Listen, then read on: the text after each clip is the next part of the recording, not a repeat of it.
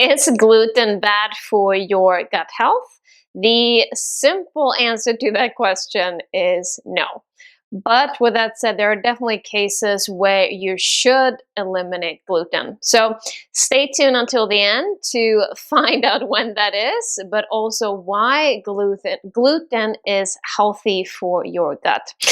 And for more advice around gut health and overall well-being, make sure to subscribe and hit the notification bell to make sure you stay updated on whenever I post a new video.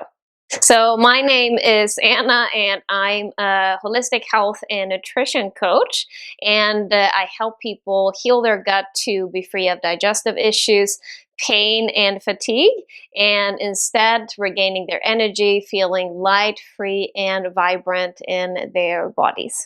And if you want to learn more about that, I'm going to share a link in the description below. So first of all, gluten can be found in 3 different types of whole grains. So wheat, barley, and rye. And just to be clear on this, so actually most foods with gluten are processed. So think pizza, pasta, cookies, etc. But the question is, so is gluten in itself bad for your gut health, and does it cause inflammation? And so the answer, according to studies made on this, is no. It's actually been shown to increase healthy gut bacteria and suppress bad ones. So what does all of this mean? That being gluten-free when you don't have to can actually cause a less healthy gut and can also cause more food sensitivities. Why?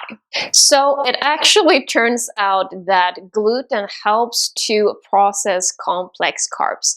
So that means that if you're starting to cut out gluten, or if you're going completely gluten-free, it can actually be more challenging to introduce more complex carbs into your diet. And when you do that, it can actually cause a lot of symptoms, such as bloating, gas, it could be diarrhea, constipation, etc. All right, so before we continue, do let me know in the comments below if you are gluten-free and also why you went gluten-free in that case. And I mentioned in the beginning that there are a few cases where you actually do need to eliminate gluten, so I wanted to just dive into those. So the first one is if you have celiac disease. If you do have celiac disease, you should definitely eliminate gluten and not eat any gluten at all.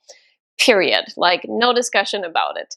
And you can actually get tested quite easily for celiac disease if you suspect that you have it. And then we have wheat allergy. And wheat allergy is a little bit more tricky in terms of testing. But the thing is, with the wheat allergy, your symptoms will be quite noticeable. So it could be things like your lips or throat swelling up, difficulty breathing, so you'll definitely notice the symptoms in that case. And also, if you do have a wheat allergy, it still means that you can potentially still eat barley and rye as part of your diet. And a final thing around that, it's very rare that you actually develop an allergy as an adult. So if you do have a wheat allergy, it's, you know, most likely something that you've had since you were a kid in that case. All right, and the final one is gluten sensitivity. This one is even more tricky than the other ones to actually figure out, which is why I would say this one, it's very important or best to have a health practitioner that helps you through this and helps you figure out if you have this sensitivity. But it really depends on the symptoms that you have. So if you do have symptoms that are non-related to your gut, so think muscle pain, maybe pain in your joints, you might have rashes, then it could definitely be a good idea to eliminate gluten for some time, and then reintroduce it again to kind of figure out that way if you do have a sensitivity for it. But if you, I say only, but if you only experience digestive issues, so for example, bloating, gas, or diarrhea, etc., it might actually not be gluten, but could instead be something known as fructans. And now we're getting into FODMAPs, and I actually have a separate video on FODMAPs and explaining what it is and how it works, etc. So I'm just going to share it up here and also in the description below if you want to learn more about that as well. And again, this is why it's so important to really figure out what it is that you're sensitive to, and especially since gluten has been proven to be beneficial for your gut health, you don't want to exclude it unless it's really necessary in that case.